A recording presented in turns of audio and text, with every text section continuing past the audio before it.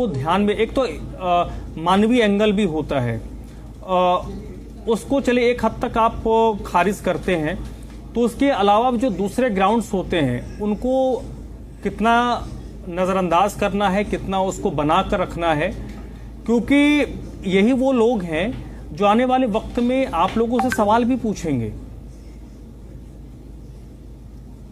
जी देखिए धर्मराज जी, मैं बताऊं आपको, जो भारतीय जनता पार्टी ने वादा किया था कि जहां झुग्गी वहां मकान, वो भारतीय जनता पार्टी की सरकार दिल्ली में कर रही है। यदि झुग्गी तोड़ी जा रही है तो उनको मकान भी देने का भारतीय जनता पार्टी की सरकार कर रही है। लोग कह रहे हैं जल्दबाजी हो रही है, जल्दबाजी हो रही है। अब एक बात बताइए, कई जगह तो ऐसी झुग्गियां हैं जहां बिल्कुल उनके ऊपर जो एक समझिए पूरे खतरे की घंटी बंधी हुई है। आप देखिए रेलवे लाइन के ऊपर झुग्गी बंधी हुई है, कहीं उसके जो आपका नाला है, बड़ा नाला, उसके ऊपर बंधी हुई है, जहाँ कभी भी कुछ भी हो सकता है। कल को यदि उस जगह पर कोई दुर्घटना हो जाती है तो उसमें भी ये राजनीति करने आ जाएंगे आम आदमी पार्टी, कांग्रेस नेता जो है। तो कहीं ना कहीं इनको ये समझना चाहिए, यदि किसी झुग्गी वासियों को पक्का मकान देने का दिल्ली की भाजपा सरकार कर रही है तो इन्हें तो उसकी तारीफ करनी चाहिए। नहीं सर, इसमें ना सर एक मिनट देखिए, एक शिकायत है मेरा, क्योंकि पिछले कई दिनों से मैं लगातार इस बुलडोजर एक्शन पे हम चर्चा कर रहे हैं। एक बात मैंने कुछ दिनों पहले कही थी, फिर से रिपीट कर देता हूं। जैसे आप कह रहे हैं कि जहां झुग्गी वहां मकान हम दे रहे हैं, आम आदमी पार्टी और कांग्रेस पार्टी ये कह रही है कि जितने लोगों के मकान तोड़े गए उतने लोगों को घर नहीं दिए गए। ये उनका आरोप है, मैं अपनी तरफ से नहीं कह रहा हूं। जवाब मैं देता हूं। अरे सुन लीजिए पहले महाराज, सवाल सुन लीजिए पहले। तो मैंने कुछ दिनों पहले एक सुझाव दिया था, पता नहीं आप लोगों तक सुझाव पहुंची नहीं या आप देना नहीं चाहते हैं जवाब, लेकिन फिर से मैं उस सुझाव दे देता हूं।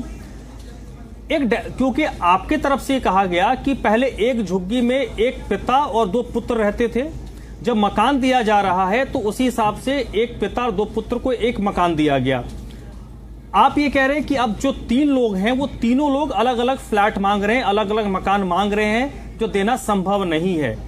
तो भारतीय जनता पार्टी या दिल्ली सरकार हो, डीडीए हो, वो एक लिस्ट क्यों नहीं जारी कर देती कि ऐसे कितने लोग हैं ब्लड रिलेशन में जिनका एक झुग्गी टूटा, उनके इतने लोगों को मकान दिया गया। ये तो बड़ा आसान काम है। तो फिर उनके तरफ से जो बातें कही जा रही वो खारिज हो जाएंगी। राहुल जी, आता हूं इसके बाद आपके पास। बोलिए डॉक्टर अवधेश उपाध्याय। धर्मराज जी, जो आप बात जा रही है, मैं आपको बता दूं, जो झुग्गियां तोड़ी जा रही है उनका सारा रिकॉर्ड है, पूरी तरह से उनको मेंटेन किया जा रहा है। जो लीगल झुग्गियां हैं, ठीक है, अरे तो उसको, अरे जो डायरी मेंटेन कर रहे हैं, डायरी को कहीं डाल दो दीजिए ताकि हम लोग भी पढ़ लें, आम लोग भी देख लें। नहीं, पूरा ब्यौरा, पूरा जो डिटेल है झुग्गी की, पूरी डिटेल अधिकारियों के पास है, सरकार के पास है, उसी हिसाब से उनको मकान भी दिए जा रहे हैं। अरे सर, आप फिर मैं लगता मैं समझा नहीं पा रहा हूँ।